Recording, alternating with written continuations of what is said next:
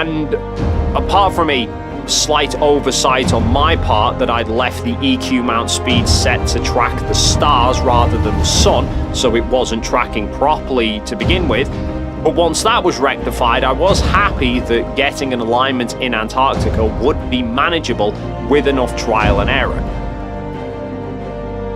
And sure enough, it took about an hour of fine-tuning, but I eventually got to a point where left to right was holding perfectly. There was still a slight vertical drift though, but I didn't want to push my luck too much and risk making things worse. So I decided I'd just leave it as it was and I'd keep an eye on it. Hence, I couldn't get any sleep. Now, whilst I was going through the EQ mount alignment, I was taking occasional photos. Once I was happy that the alignment was pretty much spot on, I then set the camera into intervalometer shooting, where it would take one photo every 60 seconds.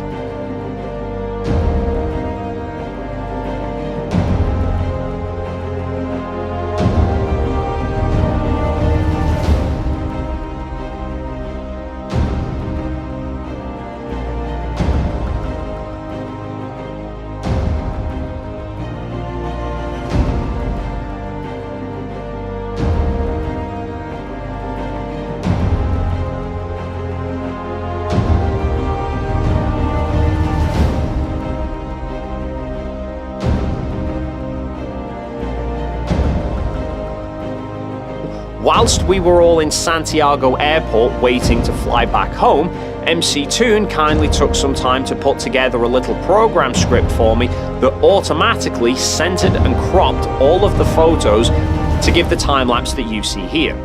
And he was also able to get it to display the time and date information from each of the file's EXIF data and display it on the screen so that you can see the GMT time that the images were taken.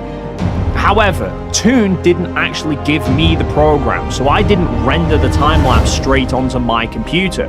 He had it on his computer, so I just copied all of the image files off of the memory card onto an external hard drive, and then I gave him the drive that he attached to his computer to make the time-lapse, and then gave it back to me.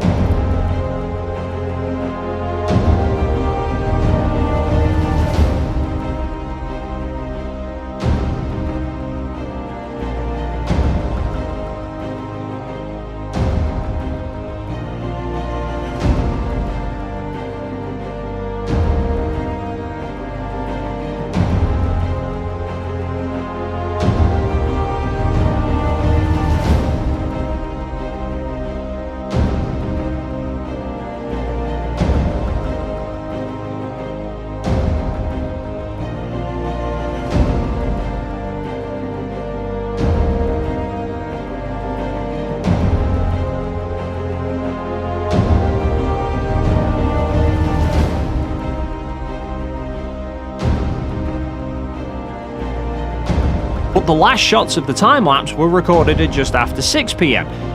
This is where I realised about the missing photos. The original file of the last shot in the time-lapse is file named DSC09999.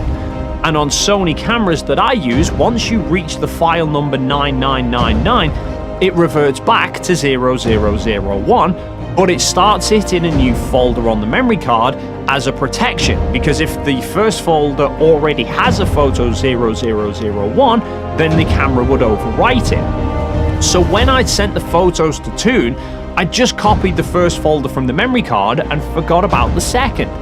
When I checked the second folder on the memory card, sure enough, there were another 225 photos on there. Now, I remember whilst I was live streaming, I went to check the camera and immediately realized it was no longer pointing at the sun. I can't see. Never mind, why? So, I think the tracker battery might have died, but thankfully I think we pretty much hit 24 hours. Yeah, you hit 24. And when I checked the time-lapse back afterwards, I noticed that the mount had begun turning in the other direction. Incidentally, this is actually a safety feature which was mentioned in the user manual. It's done to avoid the cables from wrapping around the mount. But what I noticed with these extra photos is that the sun drops almost completely out of frame up to photo 00133, which was taken at 8:30 p.m. local time. Then the sun recenters before drifting back down the frame again, and then in the final few photos it tracks very quickly left across the frame, with the last glimpse of it being seen in photo 00193 that was taken just before 9:30 p.m. local time. This sudden left shift must have been caused where the mount reversed direction, but it confused me because I didn't recall the sun almost dropping out of frame earlier on and then me recentering it. So I went back through Will's 360 real-time video, and I noticed that after our last break away from the main camp for dinner, when we got back, myself and Will went over to check the cameras, and we realized immediately the sun was almost out of shot.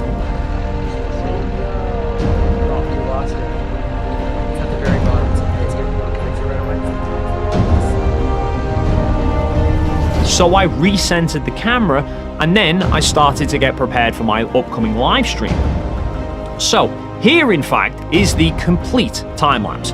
The shots at halfway point show the sun visible for almost 24.5 hours across a total of 1,410 photos. Add to that the 3 shots that I took previously at the main camp, and that is some 28 hours between the first and last solar photos that I took in Antarctica.